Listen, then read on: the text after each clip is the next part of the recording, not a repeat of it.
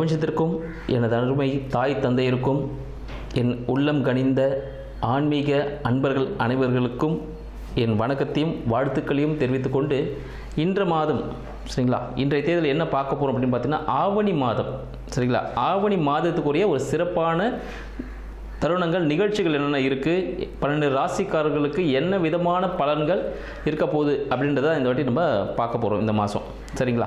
இதில் 12 ராசிக்காரர்களுக்கும் ரொம்ப சிறப்பான ஒரு அமைப்பு இருக்குமா அப்படின்னு கேட்டிங்கன்னா கண்டிப்பாக இருக்கும். இப்போ பார்த்திங்கன்னா நம்ம தமிழ் புத்தாண்டு தாண்டி நம்ம வந்துட்டு இருக்கோம். ஸோ இந்த ஆவணி மாதம் எல்லாருக்கும் மிக சிறப்பான ஒரு அமைப்பை கொடுக்கும். அப்படி என்னென்ன அமைப்பை யாருக்கெல்லாம் கொடுக்குது அப்படின்னு பார்த்துருவோம். முதல்ல இந்த ஆவணி மாதம் சரிங்களா, ஆவணி மாதத்தோட சிறப்பு என்னன்னு சொல்லிட்டு பார்த்துடலாம். ஆவணி மாதத்தை பார்த்திங்கன்னா சிம்ம மாதம் அப்படின்னு சொல்லுவாங்க. இதுக்கு காரணம் என்ன பார்த்தீங்கன்னா, சிம்மம் சரிங்களா, சிம்ம ராசியில் சூரிய பகவான், அதிபதி சூரிய பகவான் பார்த்தீங்கன்னா அவரோட ராசியிலேயே ஆட்சி பெற்று அமர்ந்திருந்து எல்லா வேலையும் திடமான விஷயங்களை செஞ்சு கொடுக்க போகிறார் அப்படின்னு சொல்லலாம். இதெல்லாம் சிம்ம மாதம்னு சொல்லுவாங்க.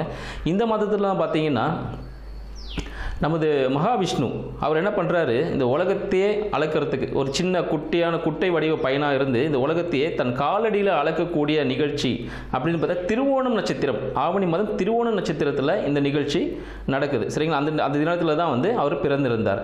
அடுத்தது பார்த்திங்கன்னா இது சிவபெருமானுக்கும் உரிய மிக சிறப்பான ஒரு மாதம்னு அப்படின்னு சொல்லலாம்.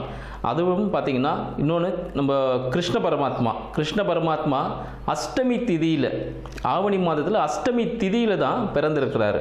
ஸோ அத்தனை கூட சிறப்புகளும் இருக்குது. சரி, இவங்களுக்கெல்லாம் இருக்குது. அப்போ விநாயகர் விட்டுருவோமா? நம்ம விநாயகருக்கு சங்கடா சதுர்த்தி, மகா சங்கடா சதுர்த்தி இந்த வருடத்தில் கடந்த ஒரு வருடமாக சதுர்த்தி விரதத்தை நம்மளால் கடைப்பிடிக்க முடியலை அப்படின்னு சில நாள் இருப்பாங்க, தொடர்ந்து பண்ணிகிட்டு இருப்பாங்க. சில டைம் பண்ண முடியாமல் போயிருக்கும். அவங்க எல்லாமே அந்த டைமில் விட்டிருந்தாலும் இந்த மகா சங்கட சதுர்த்தி அப்படின்னு சொல்லக்கூடிய விநாயகர் சதுர்த்தி அப்படின்னு சொல்லுவோம். அது பார்த்திங்கன்னா ஆவணி மாதம் நம்மளுக்கு வரப்போகுது சரிங்களா.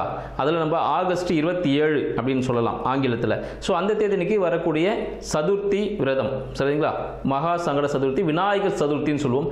ஸோ விநாயகர் முழு முதற் கடவுள் விநாயகனை வழிபட்டு நம்ம செய்யக்கூடிய அனைத்து செயல்களும் சிறப்பாக இருக்கும் அப்படின்றது நம் முன்னோர்கள் நம்மளுக்கு கொடுத்த ஒரு அருள்வாக்கு அப்படின்னு சொல்லலாம். இத்தனை மிக்க சிறப்பான ஆவணி மாதம் நமக்கு 12 ராசிக்காரர்களுக்கும் எந்த விதமான பலன்களை கொடுக்க போகிறது அப்படின்ற விஷயத்தை நம்ம தனித்தனியாக பார்த்துருவோம்.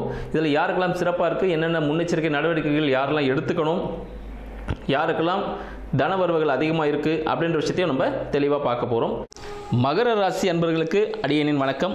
மகர ராசி அன்பர்களுக்கு இந்த சிம்ம மாதமாகிய ஆவணி மாதம் எத்தகைய பலன்களை தரப்போகிறது அப்படின்றத இன்னைக்கு நம்ம பார்க்கலாம் சரிங்களா.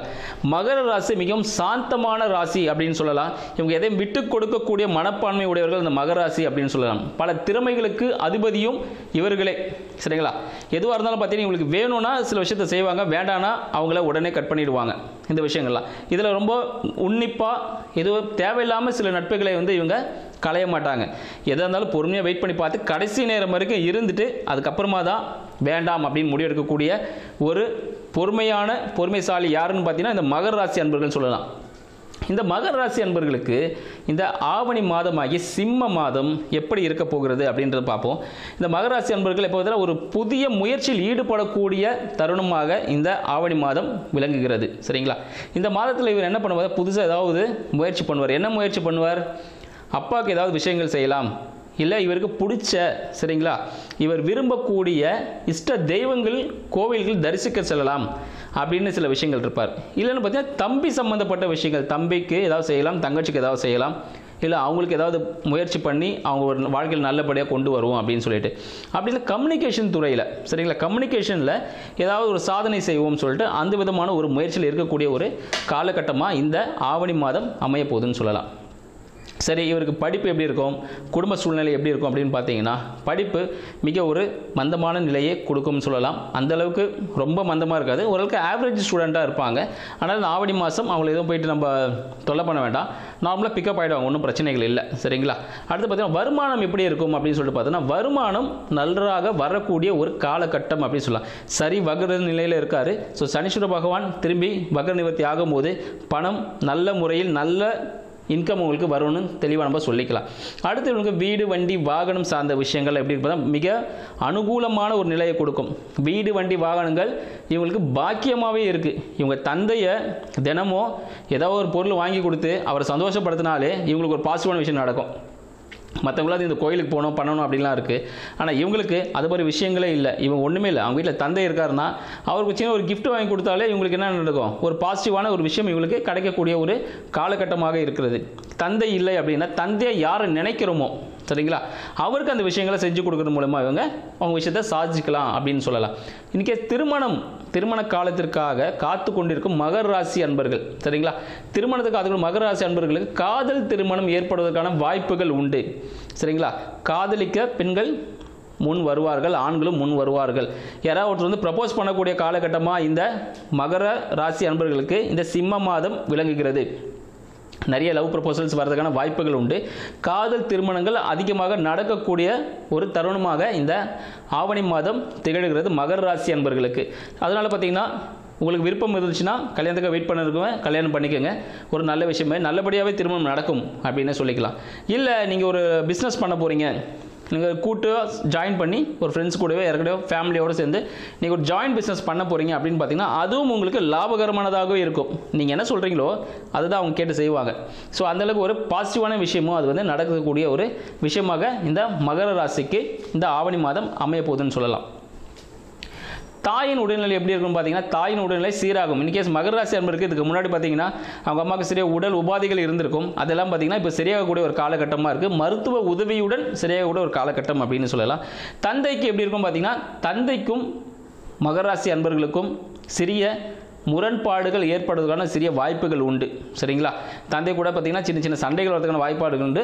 அதனால் பார்த்தீங்கன்னா அந்த விஷயங்களை கொஞ்சம் பார்த்து நீங்கள் பக்குவமாக கையாளுனா வீட்டில் ஒரு சுபமான நிலை. ஏன்னா சொன்னேன் தந்தைக்கு சில விஷயங்கள் நல்லா செஞ்சு கொடுக்கும்போது உங்களுக்கு என்ன நடக்கும், ஒரு ப்ளஸ் நடக்க போகுதுன்னு சொல்லியிருக்கேன். அப்போ என்ன பண்ணோம், அப்போ சின்ன ஒரு மனசு கஷ்டப்படாத அளவுக்கு நீங்கள் அந்த விஷயங்களை செய்யும் பொழுது அவர் சந்தோஷம் அடைஞ்சார்னா உங்களுக்கு என்ன நடக்கும், ஒரு பாசிட்டிவான விஷயம் நடக்கும் அப்படின்னு சொல்லலாம். சரிங்க, வேலை எப்படி இருக்கும் அப்படின்னு நீங்கள் கேட்குறீங்க. வேலை சம்பந்தப்பட்ட விஷயங்கள் மகர ராசி அன்பர்களுக்கு வேலை சம்பந்தப்பட்ட விஷயங்கள் எப்படி இருக்க போகுதுன்னு பார்த்தீங்கன்னா அதுவும் பார்த்தீங்கன்னா ஒரு கொஞ்சம் பிரச்சனையாக இருக்கக்கூடிய வேலைகளாக இருந்தாலும் இவருக்கு மனதுக்கு பிடித்ததாக இருக்கும். இப்போ ஒரு போலீஸ்காரராக இருக்கார் வச்சுக்கோங்களேன், அவர் பிரச்சனை டெய்லி சந்திக்கக்கூடிய ஒரு ஜாப் தான் செய்ய போகிறாரு. ஒரு கலெக்டராக இருந்தாலும் டெய்லியும் பிரச்சனைகளை சந்திக்கக்கூடிய, ஒரு அரசியல்வாதியாக இருந்தாலும் தினமும் பிரச்சனைகளை சந்திக்கக்கூடிய ஒரு பர்சன் தான். ஆனால் அவங்களுக்கு அது பிடிச்ச வேலை அதுதான். அப்போ என்ன பண்ணுவோம், பிடிச்சி ரொம்ப சந்தோஷமாக அந்த வேலையை செய்யக்கூடிய ஒரு காலகட்டமாக இது இருக்குது. ஸோ மனதிற்கு பிடித்த வேலை அமைவதற்கான ஒரு வழியாகவும் இது இருக்கிறது. அப்புறம் பார்த்தீங்கன்னா நெக்ஸ்ட் இவங்களோட ஹியூஜ் இன்வெஸ்ட்மெண்ட்ஸ் எதுவும் இப்போதைக்கு வேண்டாம் அப்படின்னு சொல்லுவோம். ஏன்னா ஹியூஜ் இன்வெஸ்ட்மெண்ட் பண்ணுறதுக்கு ஒரு கடன் வாங்கி தான் ஒரு இன்வெஸ்ட்மெண்ட் பண்ணுற மாதிரி இருக்கும். அதனால் ஹியூஜ் இன்வெஸ்ட்மெண்ட்டை இப்போதைக்கு அவாய்ட் பண்ணுறது நல்லது. வெளிநாடுகள் செல்வதை இந்த காலகட்டத்தில் தவிர்க்கிறது மிகவும் சிறப்பான விஷயங்கள். வெளிநாடுகள் செல்வதால் பார்த்தீங்கன்னா வெளியூர் செல்வதால் சில சிரமங்கள் ஏற்படும், வம்பு வழக்குகள் ஏற்படும் சரிங்களா. அதனால் வெளிநாடு சம்பந்தப்பட்ட விஷயங்களை நீங்கள் தற்போதைக்கு களைவது மிக நல்லது. இதுக்கு என்னங்க பரிகாரம் அப்படின்னு சொன்னீங்கன்னா தந்தைக்கு நீங்கள் செய்யக்கூடிய பணிவிடைகளே சிறந்த பரிகாரம் சொல்லும். இன்னும் சில விஷயங்களை கீழே இருக்கிற லிங்க் மூலிமா நீங்கள் பார்த்து தெரிஞ்சுக்கோங்க. நன்றி, வணக்கம்.